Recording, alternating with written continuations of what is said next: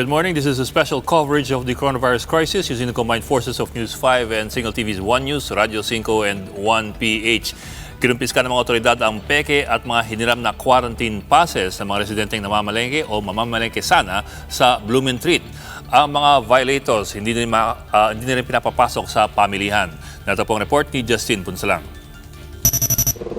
Mas mahigpit na ang pag-check ng mga nagbabantay na pulis at barangay volunteer sa Blumentritt Market. Kasabay ito ng ipinatutupad na window hours doon kung saan may nakatakdang oras para mamili ang mga taga-Maynila, ang mga hindi residente ng lungsod at mga wholesale buyers.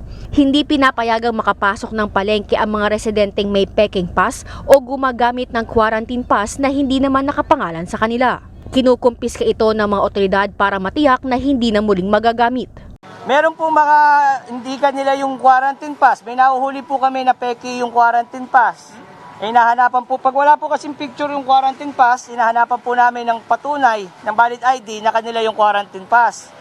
Ang mga senior citizens naman talagang hindi na pinapayagang makapasok sa palengke kahit na mayroon silang dalang quarantine pass. Meron naman po kaming tao, minsan pag malapit lang po, sila na po ang bumibili para doon sa senior para hindi na po pumasok.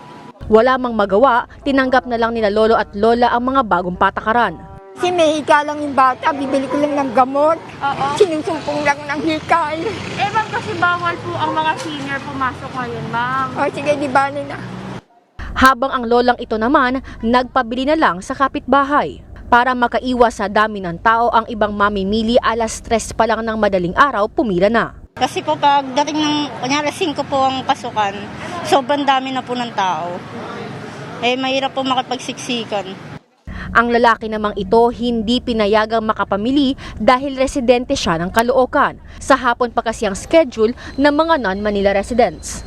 Hindi namin na alam eh. Kung alam namin, hindi na kami punta ng ganito kaaga. Hindi na alam kung anong gagawin namin ngayon. So, kung ganyan talagang regulasyon, sumunod tayo. Samantala, ang ilang tindahan sa Blumentritt Market naglagay na ng makeshift na lababo sa labas ng kanilang pwesto na pwedeng paghugasan ng kamay ng mga mamimili.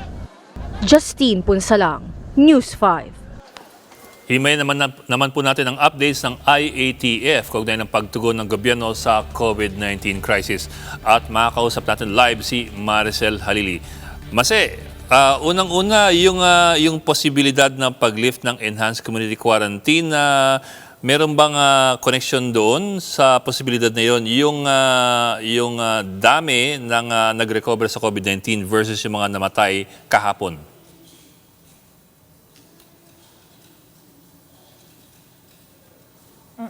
Bok, ang paliwanag dyan ng tagapagsalita ng IATF na si Secretary Carlo Nograles, yung pagdami ng recoveries as compared doon sa number of deaths natin, nakikita lang natin dito na mas napapabilis yung medical intervention because gaya nga nung mga sinasabi nila doon sa reports, mas dumadami na kasi o lumalaki na yung capacity ng bansa para makapag-test noong mga individuals na suspected na infection nitong virus. Kaya mas dumadami din yung bilang ng ating recoveries. Of course, kasama siya doon sa mga factors na kinoconsider sa paglilift noong enhanced community quarantine na dapat matatapos by April 30. Pero isa doon sa ipinunto ni Secretary Nograles kanina, ang initial report kasi out of doon sa total number of tests na ginagawa natin, nasa 17 to 18% doon yung nagpa-positive. Pero base daw doon sa report na natanggap ng IATF or presentation sa IATF meeting kahapon, meron daw na i-present sa kanila na bumaba na ng 15% yung dami ng mga individuals na nagpa-positive. But of course, this is still inconclusive, kaya naghahanap pa sila ng mga additional figures and data to support this. Tsaka yung dividend kasi natin, kumbaga yung number of confirmed positive natin, nagbabago pa yan habang lumalaki yung bilang ng ating mga testing facilities tsaka yung availability ng test kits. So hindi pa siya nga ganun ka-conclusive.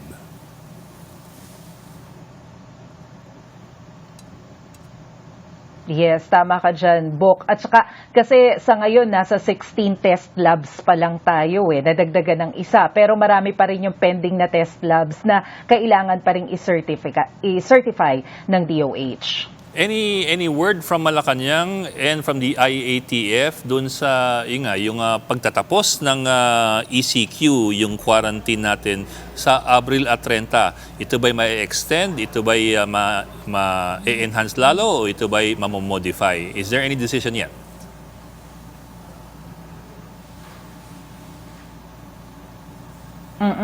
Ang sinasabi ng IATF book, syempre kinukonsidera nila yung ilang mga factors kagaya ng mga health aspect, yung economy, social, security, kabilang yan dun sa mga binabalanse nila kung kakayanin na ba natin na i-lift yung enhanced community quarantine by April 30. Pero ang sigurado, by Monday, sa meeting ng IATF, magpe-present yung grupo na inatasan ng Pangulong Duterte ng maging plano kung ano yung magiging post-April 30 scenario. Kung sakaling ililift ba natin yung ECQ, ano yung mga bagong panuntunan or do's and don'ts para magkaroon tayo ng tinatawag natin na new normal. Kasi hindi naman pwede na after nung pagpapatupad ng ECQ, bukas na lahat. Most likely, although hindi pa naman ito sigurado, baka magkaroon tayo ng selective na lifting. Yung proposal nga ng economic team na unti-unti yung pagbubukas ng establishments because malaki na rin naman yung impact nito sa economy. So by Monday,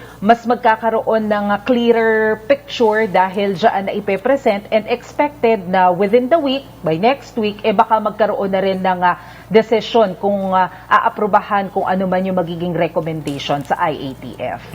Okay, Buktas, may nabanggit si Cabsec Nograles na bagong resolusyon ng IATF. Ano po yung mga salient points ito?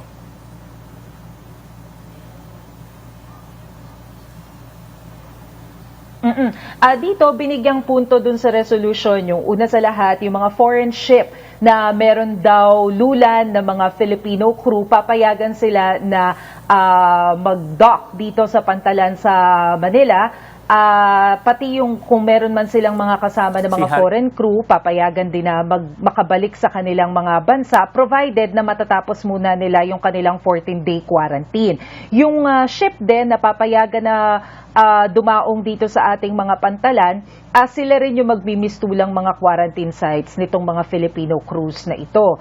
Aside doon, sinabi rin na inaatasan yung DOH to finalize na nga yung mga panuntunan sa paggamit ng mga rapid test kits. And binigyang diin na rin sa resolusyong ito na kailangan ng gamitin yung termino na ginagamit ngayon ng WHO. Yun ngang break in kasi nagsimula na yung press briefing ni Presidential Spokesman Harry Roque, so we'll have to pass the screen on to Harry Roque. Maraming salamat, Maricel Halili. At pakinggan po natin ang briefing ni Presidential Spokesman Harry Roque sa Malacanang. Meron lang po tayong konting problema dahil hindi ata lumalabas ang ating mga graph. So sana po ay ma-address ng ating technical itong problemang ito. Pero ganun pa man, ang mabuting balita naman po ay habang dumadami naman ang kaso ng mga COVID, dumadami rin yung mga numero na nakaka-recover o gumagaling sa sakit ng COVID. Tignan mo po na natin kung maayos natin ang ating technical glitch dahil para tuluyang maintindihan ng ating taong bayan kung ano na ang mga nangyayari ngayon sa atin. No? Anyway, siguro po balikan natin ang ating mga graphs, no? Pero ano naman po ang ginawa ng ating gobyerno, no? Dahil alam naman po natin na dahil ang ECQ ang tanging pamamaraan para tayo po ay mapabagal yung pagkalat ng sakit, napakasakit din po niyan sa ating mga kababayan dahil wala nga po tayong mga hanap buhay. So babalik po ako sa kauna-unahang graph. Ito po yung graph na minention ko, yung pulang linya po ay nagpapakita na hindi po maling graph yung nagpapakita natin, no? Yan, tama na yan, no? Yung pula po ay nagpapakita na kung hindi po tayo nag-extend ng ating ECQ, napakadami po sanang kaso ng COVID ang nagkaroon tayo sa ating bayan. Pero dahil nagkaroon po tayo ng continuation, makikita po natin na ito po, no, yung pinakamababang linya, yan po ang ating inaasahan, no, yung malaking pagbawas sa kaso ng COVID dahil nga po pinagpatuloy natin ang ECQ. Itong susunod naman pong graph ay nagpapakita na ng mga bagong mga kumpirmadong kaso ng COVID-19. Nakikita po natin na tumaas, bumaba at pataas pa rin po ang COVID. Nakakalungkot po na bagamat tayo po ay nag-extend ng ECQ, ay hindi pa rin natin nafa-flatten ang curve. Kaya nga po paulit-ulit nating sinasabi, kinakailangan lahat tayo maging homeliners, wala na pong ibang pamamaraan para mapabagal ang pagkalat ng sakit na ito kung hindi po sa pamamagitan ng ECQ at ng social distancing. Okay, ang susunod naman po nating graph ay nagpapakita nung tala ng mga bagong mga namatay dahil sa COVID-19.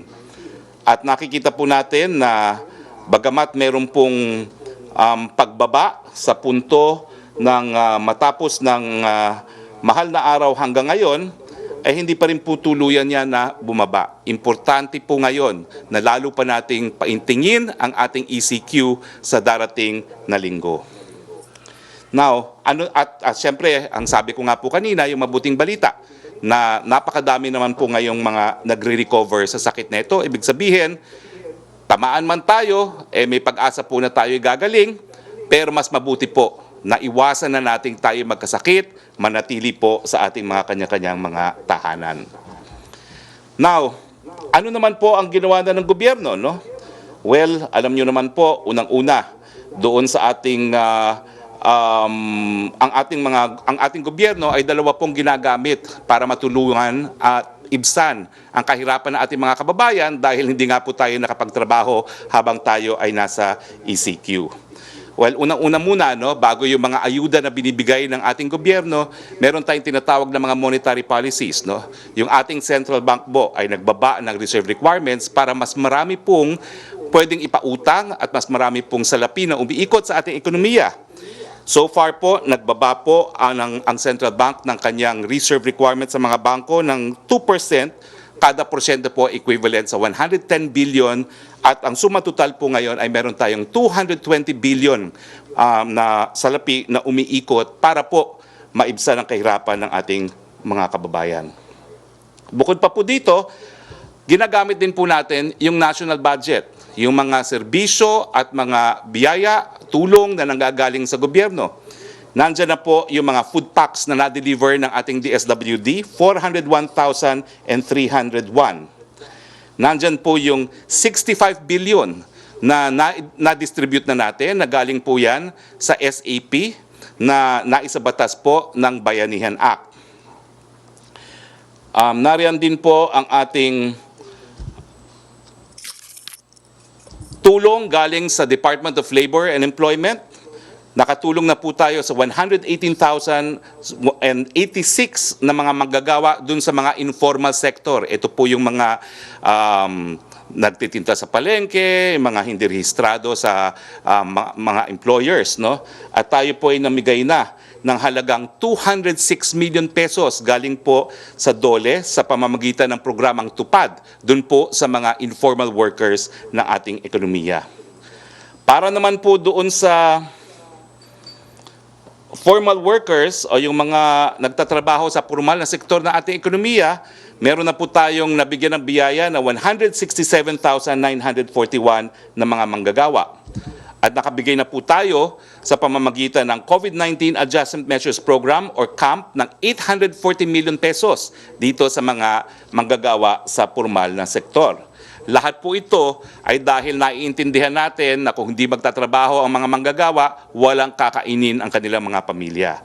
So sinasagot na po ng gobyerno, no? Galing po sa national budget ang mga pangangailangan ng pinakamahihirap na ating mga kababayan.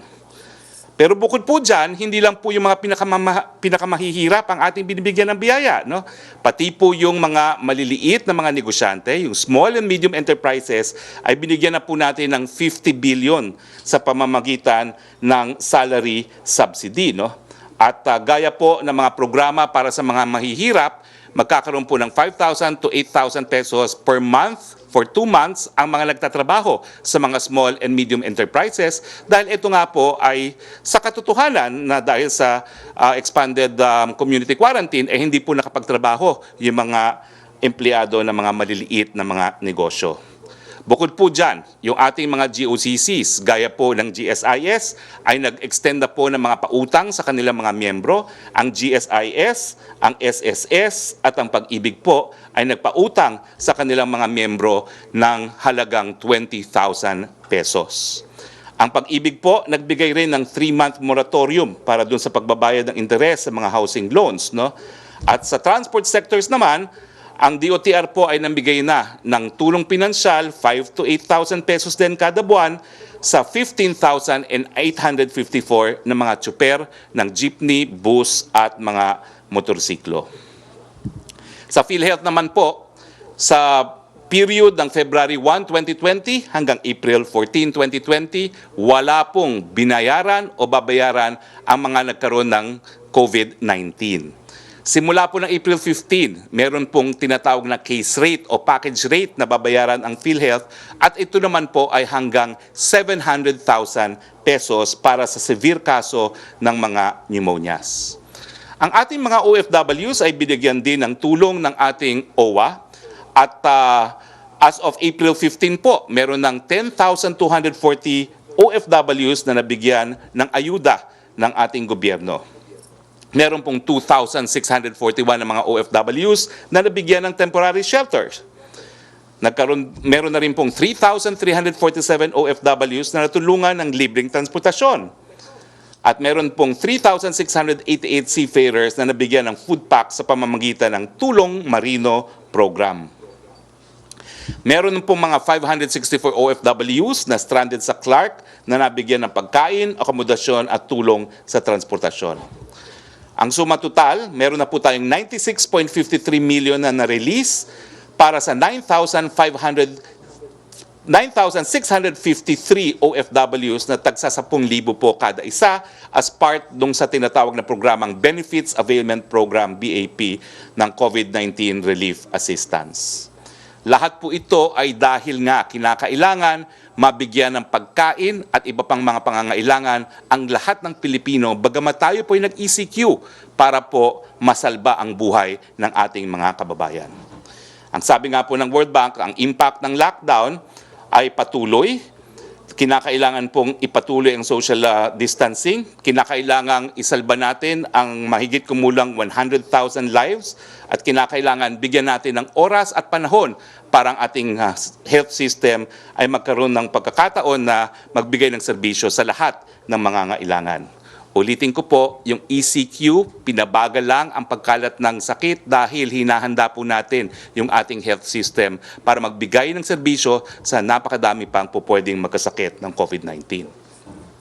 But, ang mensahe po ng Presidente, gagamitin po natin ang pondo ng taong bayan kung kinakailangan, sabi nga po ni Presidente nung Tuesday, kung kinakailangan, ititigil niya ang lahat ng infrastructure projects kung kinakailangan gastusin ng pondo ng bayan para magkaroon ng pagkain at iba pang mga pangangailangan ang ating mga kababayan. Sagot po tayo ni Presidente Digong. Now, siguro po ngayon, titigil na ako at sasagutin ko na po ang mga katanungan galing po sa mga miyembro ng Malacanang Press Corps. Si Joseph Morong atang unang magtatanong. Joseph? Hello, sir. Yes, Hi, sir. Joseph. Good morning. Good morning. All right. Okay, sir, yun po muna sa ECQ sa April 30, no? Do you think that we can flatten the curve before or on April 30? Well, sa available data po natin, and April 30 is only 1 week away, sa ngayon po, hindi pa po natin na-flatten ang curve. No? At in an ideal world, Joseph, no, habang hindi natin na-flatten ang curve, in an ideal world, dapat ipagpatuloy ang ECQ. Pero ang realidad nga, kinakailangan din magkaroon ng kabuhayan ng ating mga kababayan, kaya ngayon pa lang po ay nag-uusap na ang IATF, ang miyembro ng gabinete, at nag-explore ng mga options kung papaano nga ang gagawin. No?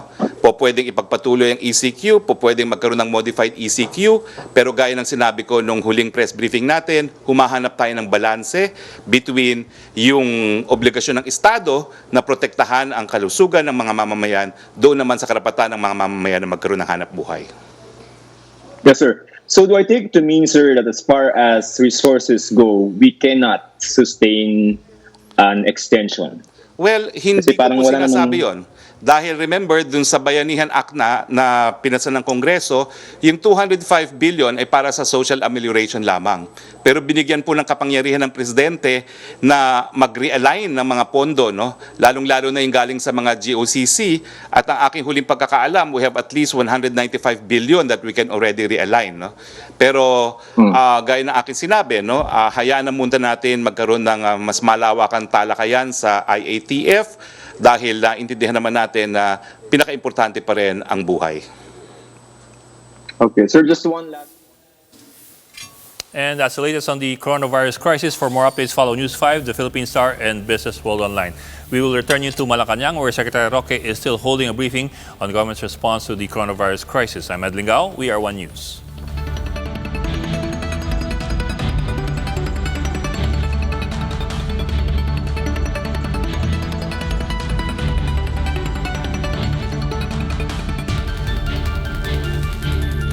At kasama po sa mga scenarios ay yung parang pwede nating tawaging limited ECQ, no?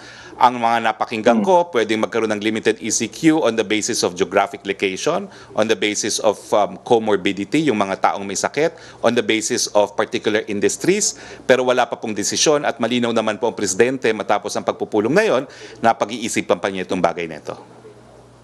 Alright, just last two questions, sir.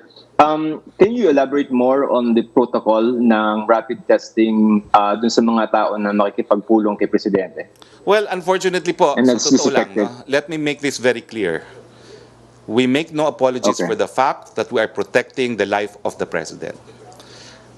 Gagamitin po natin ang lahat ng resources na kaya nating gamitin para protektahan ang Presidente dahil ang Presidente po hinala ng taong bayan para mamuno sa kanila, lalong-lalo na sa mga panahong krisis gaya nito. Yung rapid testing po, Okay. ginagamit kasi po ito ay mabilis at ito po ay mura compared to PCR. Kung ang PCR nga po ay mapapadali, siguro gagamitan natin ang PCR ang lahat ng gustong makipagpulong kay Presidente, pero 5 to 7 days nga po ang resulta ng PCR, so imposible. Now, ito rin po yung rapid testing kits na ang sabi ng Presidente, he is authorizing the use of the purchase of rapid testing kits using public funds despite the objections of certain quarters dahil hindi pa raw nasusunod yung probisyon ng batas na ating sinulong, yung universal healthcare na kinakailangan may approval ng Health Technical Committee. No? Ang sabi ng Presidente, I assume full responsibility. I authorize the spending of public funds for the purchase of rapid testing kits, but they will be used in conjunction with PCR.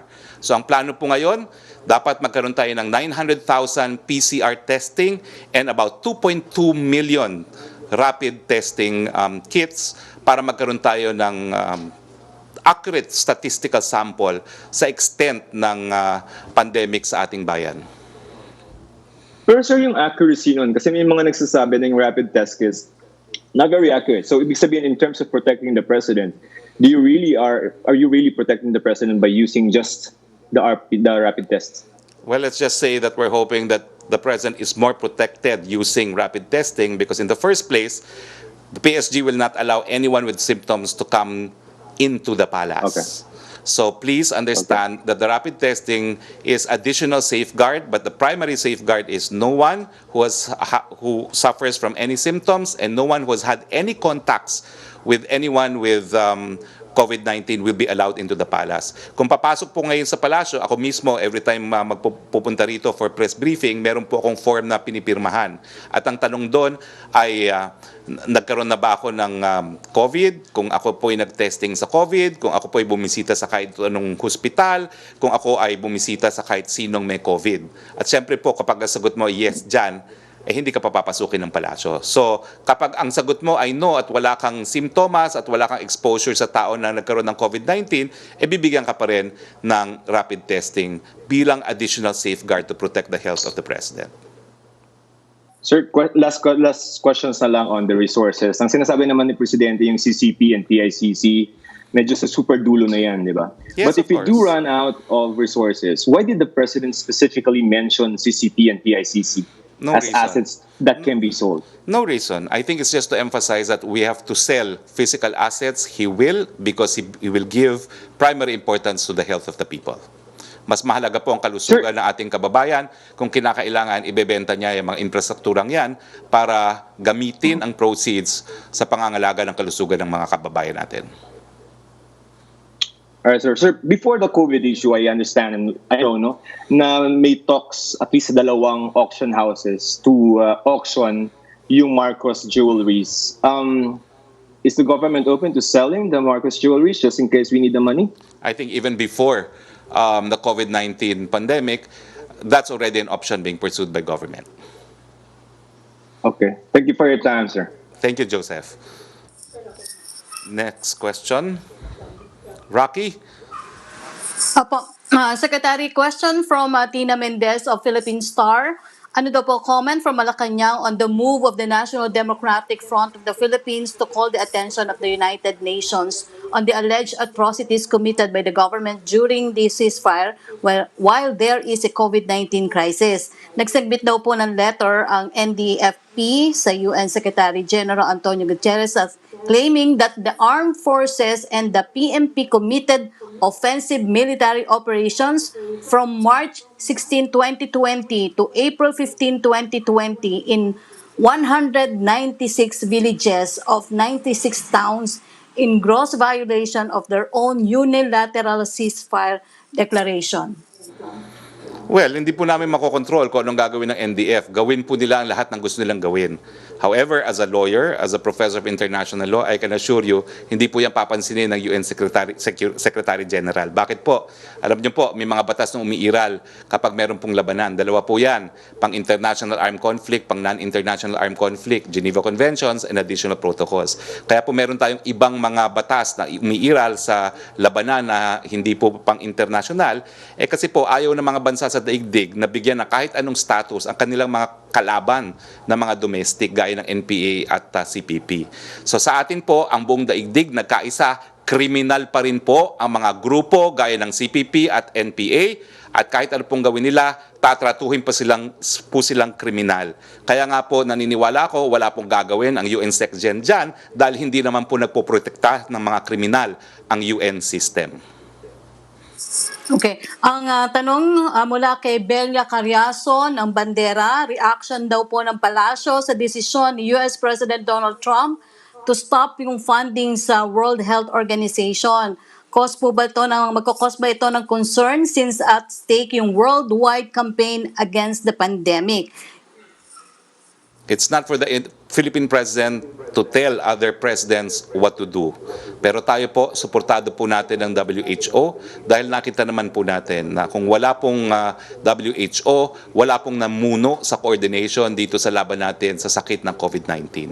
So sana po lahat ng bansa ng daigdig ipagpatuloy po ang kanilang kooperasyon sa WHO at importante rin po ang pagbibigay ng pondo sa WHO.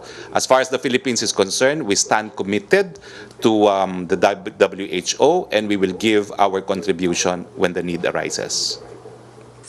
Okay, yung second question ni Belia, basahin ko na rin, although alam ko po meron ng update dito ang Marikina City. Yung decision daw po niya ng Marikina City Mayor Marcy Chidoro to push through with the opening of the city's testing center.